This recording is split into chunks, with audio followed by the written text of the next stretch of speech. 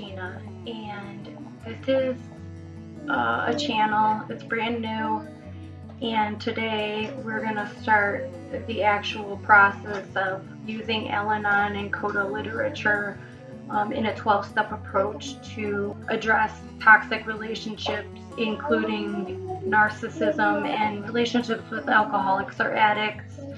And this can be any relationship. This can be whether it's a significant other or a family member or a coworker or whatever. This is just a general approach, and this will not only help you with these relationships, but with every relationship. And just the 12-step way it's kind of like, I always refer to it as my code, like Dexter.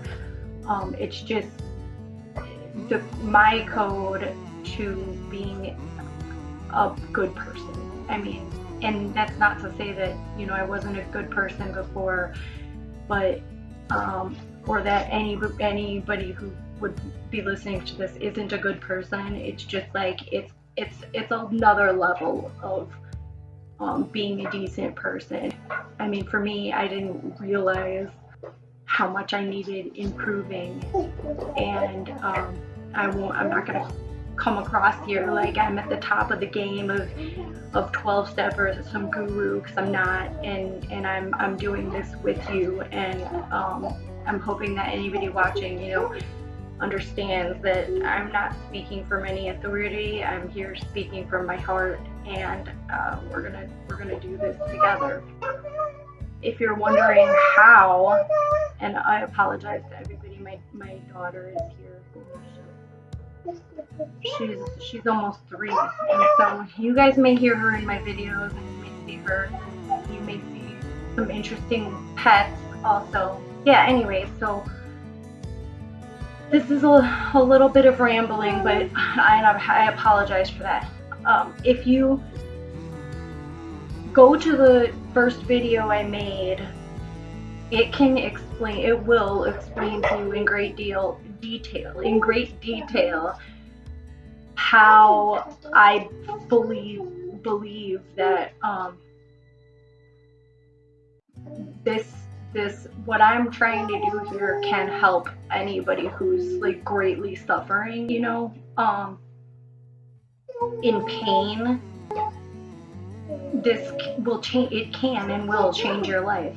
But again, go to the first video that I made, and because there's a lot of really important information, and I explain how, all of this and what you can expect here. But hopefully, over time, we will get to a point where everybody, who is watching this will understand what I'm doing, and I won't have to explain in great detail each video, because you'll kind of get the concept.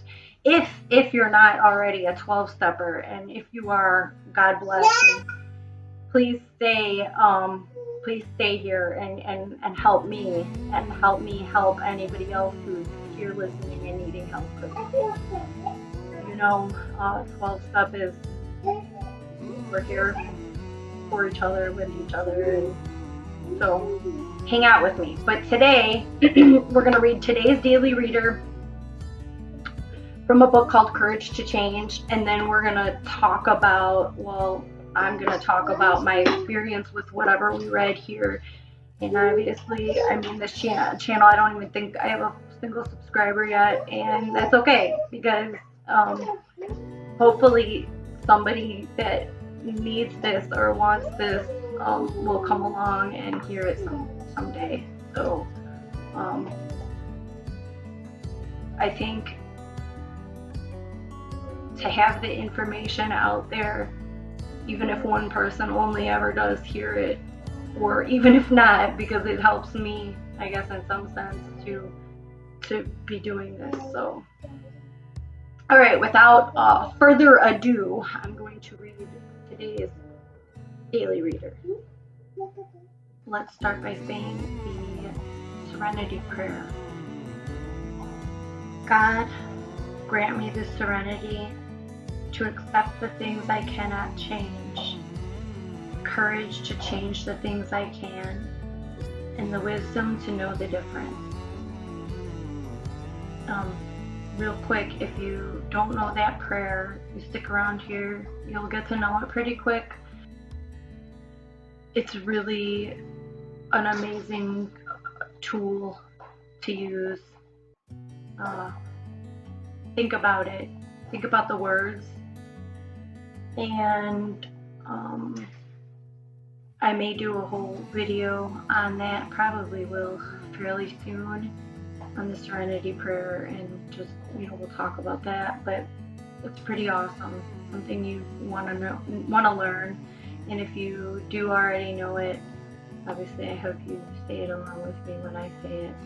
So you'll see that probably in every video from now on. So okay, we are going to read March 24th, again from Courage to Change.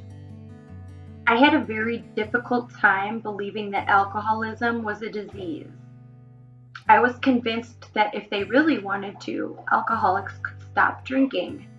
After all, I quit smoking. Wasn't it the same thing? Then one day an Al-Anon member likened active alcoholism to Alzheimer's disease. We see our loved ones slip away without their being aware of what's happening or being able to stop it. They look perfectly normal on the outside, but the sickness is progressing, and they become more and more irrational and difficult to be around. When they have lucid moments and once again seem to be themselves, we want to believe that they are well, but these moments pass and we despair. Before long, we find ourselves resenting the very people we once loved. I'll always be grateful to my friend because her explanation helped me to accept the reality of my situation. Once I did, it was much easier for me to separate the disease from the person. Today's reminder: when I accept that alcoholism is a disease, I am forced to face the fact that I am powerless over it. Only then can I gain the freedom to focus on my own spiritual growth. And the quote: a family member has no more right to state, "If you loved me, you would not drink," than the right to say, "If you loved me, you would not have diabetes." Excessive drinking is a symptom of the disease. It is a condition, not an act. This is really interesting because this has been on my mind a lot for the last, pretty much since I decided I was going to do this channel and start this channel. So it's interesting that the first reading would be about this, and I hope this isn't, I mean, it may be very well confusing to somebody coming into this right off the bat, because the very first line in this book was about alcoholism, and maybe you're dealing with a narcissist and your narcissist is not an alcoholic or an addict, so you're like, how does this even correlate? But that's exactly the point. That's why you have to go back and watch the first video, because you're gonna, I go into explaining how narcissism and alcoholism are so similar, it's not even funny, and they have so many similarities. So that's why using a program that's basically for loved ones dealing with alcoholics is the same program that we're using to address narcissism and just whatever kind of toxic people you have. And by all means, if your person is an alcoholic, then this is awesome as well. So okay, so I want to just kind of go over this piece by piece, and then and yeah, so I'm just gonna pause this a second so I can I'm gonna read this first little couple sentences again first, and we're just gonna pick this apart. So I had a very difficult time believing that alcoholism was a disease. I was convinced that if they really wanted to, alcoholics could stop drinking. After all, I quit smoking. Wasn't it the same thing? Then one day, an Al-Anon member likened active alcoholism to Alzheimer's disease. We see our loved ones slip away without their being aware of what's happening or being able to stop it. They look perfectly normal on the outside, but the sickness is progressing, and then they become more and more irrational and difficult to be around. Right there, I'm just going to stop, because for right now, this is this is really interesting because if we think about a toxic person or someone with some chemical imbalances or mental illness or just, whatever, any kind of toxic relationship in our life, it's not really any different than what that is describing as alcoholism. Um, People do not choose to be the way they end up. For the most part, there's little choice in who we end up being. Some of it is genetic, and most of it, I believe, is our upbringing and the people who are around us and the ideas that they give us. And we're more or less made as individuals. And regardless of that, of whether or not we're made or whatever, the point is we are who we are. And I'll tell you that no one in the entire world chooses, like, no one as a kid or, as an adolescent is like, yeah, I want to grow up to be, a conning, lying, thieving, cheating, stealing vulture of a person. Like, no one chooses that.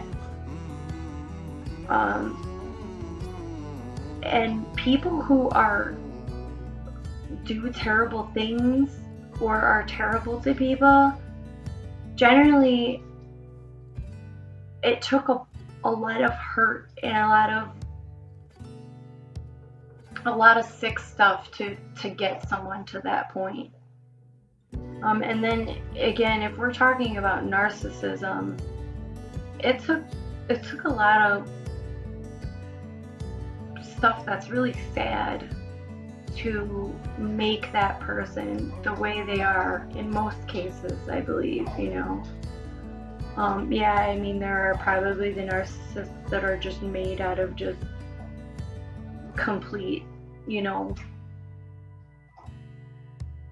like your Kim Kardashian or, like Amanda or like Kylie Jenner. Imagine what it was like for them growing up, where they're just filthy amounts of money and praise and adoration and all that. Yeah, you have that type of narcissist that is just overly coddled and whatever. But I believe, more, or at least the ones that are doing us probably damage more than most, are the ones that are, they were raised in neglect and possibly, abuse, and possibly just, all kind of trauma and just terrible things. So as much as it's easy especially when we're freshly wounded, and maybe some of us carry grudges more than the next person. I have always been extremely forgiving of people, to a fault, absolutely, like way to a fault.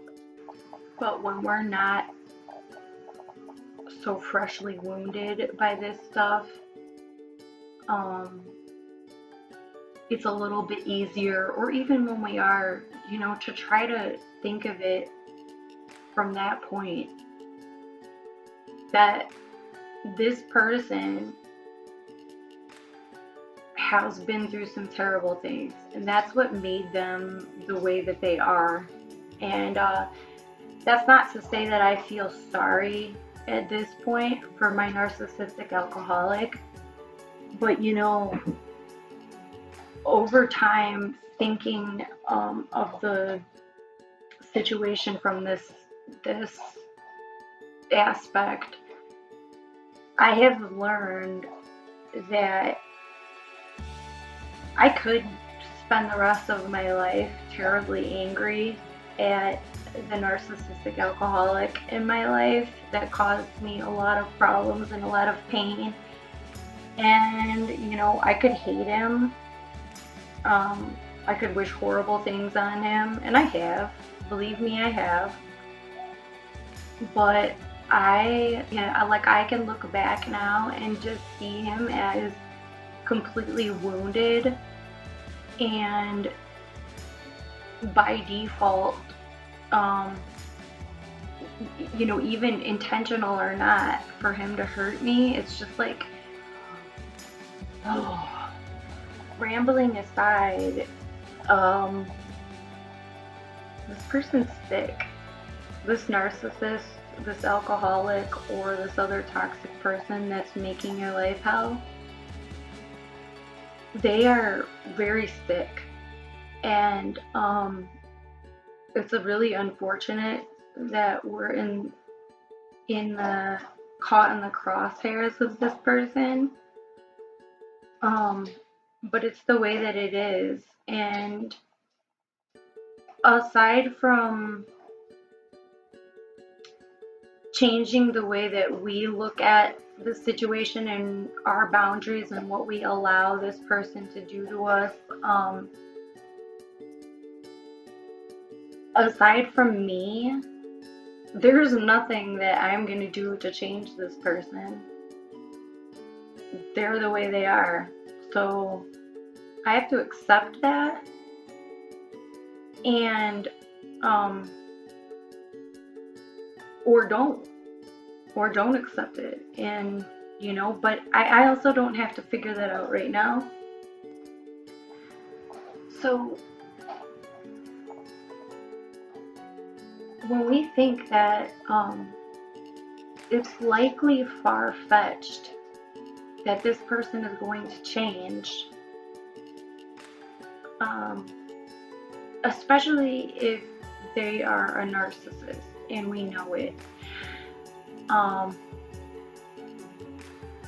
And not saying that they can't change, because I believe that they can, or, you know, I believe there's a real good possibility that they can. And I can do a video on that, and I will do a video on that also at some point in time. But I do believe that they could change. I believe that a narcissist could do a 12-step program just like this and change. But that's just my own theory. Never been proven. I've never been tested that I'm aware of. A guy named Sam Vaknin has a thing called cold therapy, and I wonder if it's not something very closely resembling 12-step. I mean, I don't know anything about it. I'm not claiming to.